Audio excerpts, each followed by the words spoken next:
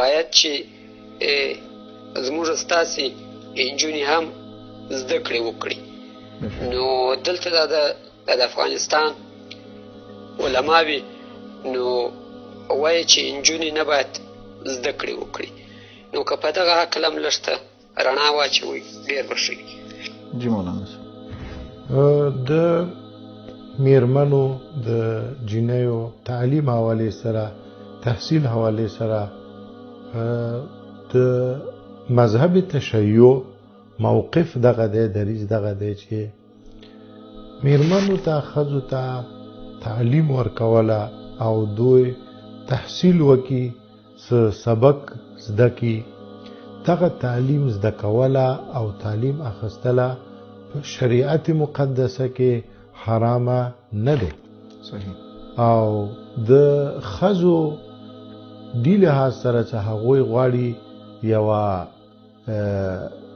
جنۍ ده یوه میرمنه ده د شریعت په چوکاټ کې دننه د شریعت په حدود کې دننه یعنی دغه چې کم حجاب ده د حجاب خیال دی وساتي پرده دی وکي او څه فسق و فجور وغیره نه کوي نو دی اسلامی حدود و خیال ساتل سره که یوه میرمنه راځي سبق وایي خواه هغه مکتب ته ځي خواه هغه یونیورسټۍ ته پوهنتون ته ځي او هر قسم څه تعلیم کوي اسلام کې هیڅ قسم سره ممانعت نشته ده.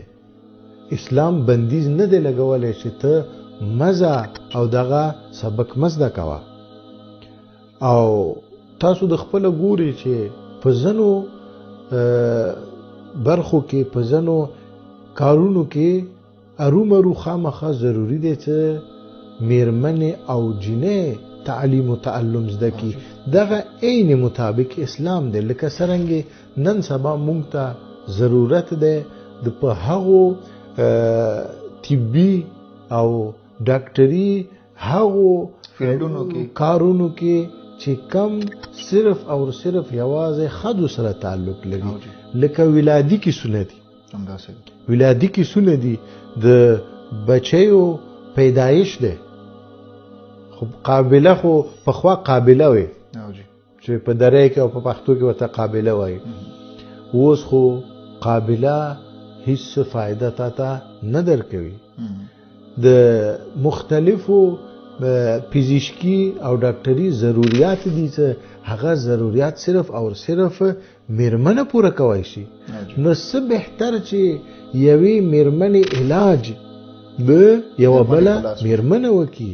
نو په هغه صورت کې محرم او نامحرم خیال هم ساتي شي او ستا دغه ناموس ته څوک راځي ستا ناموس ته څوک علاج کوي ستا د ناموس ته علاج یوه محرمه ښځه ورکوي.